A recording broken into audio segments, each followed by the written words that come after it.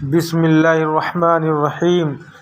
سوال: فرشتے کون ہوتے ہیں؟ اللہ تعالیٰ کی ایسی ذات پاک ہے کہ اس کی صفتوں اور نشانیوں سے اس کو سب جانتے ہیں کہ زمین و آسمان، چاند و سورج، تارے، رات، دن اور کل مخلوق کی اس نے پیدا کیا اور سب مخلوق کو رزق پہنچاتا ہے۔ وہی مارتا ہے، وہی جلاتا ہے، وہی امیر اور فقیر کرتا ہے، وہی عزت اور ذلت دیتا ہے، اور وہ ایسا زبردست اور بڑی قدرت والا ہے کہ انسان کے ارادوں کو توڑ دیتا ہے۔ غرض کہ اس کی طاقت اور قدرت اور صفتوں سے سب اس کو جانتے ہیں۔ کوئی ہٹ دھرم اور سمجھ کا اندھا اس کی ذات پاک کا انکار کرے گا، مگر فرشتوں کو ہر شخص نہیں جانتا۔ کچھ ان کا حال بتاؤ۔ جواب: اے بھائی عزیز، تم نے اس خدا وحدہ لا شریک کو پہچانا۔ بے شک وہ سب مخلوق کا خالق اور مالک ہے۔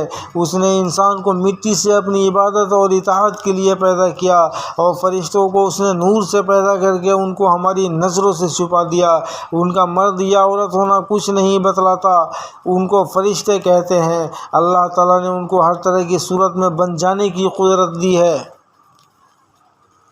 ہوا بن جائیں، آدمی یا کسی جانور، چرند پرند وغیرہ کی شکل میں بن جائیں۔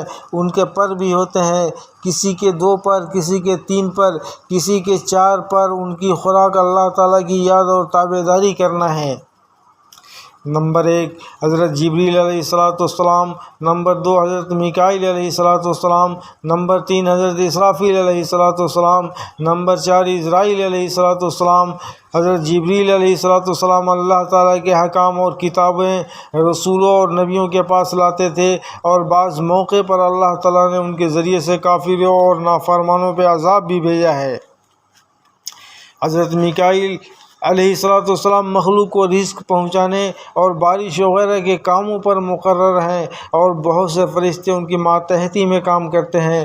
کچھ بادلوں اور ہواؤں، دریاؤں، تالابوں اور نہروں کے کاروبار میں لگے ہوئے ہیں۔ حضرت اسرافیل سور لیے کھڑے ہیں، جب قیامت ہوگی وہ سور بجائیں گے۔ حضرت اسرائیل علیہ السلام ملک الموت مخلوق کی جان نکالنے پہ مقرر ہیں، اور بہت سے فرشتے ان کے ماتحتی میں کام کرتے ہیں۔ نیک اور بد لوگوں کی جان نکالنے والے فرشتے الگ الگ ہیں۔ وہ فرشتے انسان کے اچھے اور برے عمل لکھنے والے ہیں، ان کا کرامن کاتبین کہتے ہیں۔ بعض فرشتے انسان کو مصیبت سے بچانے پہ مقرر ہیں، اللہ تعالیٰ کے حکم سے حفاظت کرتے ہیں، یعنی فرشتے جنت اور دوزخ کے انتظاموں پر مقرر ہیں۔ بعض فرشتے ہر وقت اللہ تعالیٰ کی عبادت اور یاد میں مشغول رہتے ہیں۔ بعض فرشتے دنیا میں کام کرنے آتے ہیں، ان کی صبح و شام بدلی بھی ہوتی ہے۔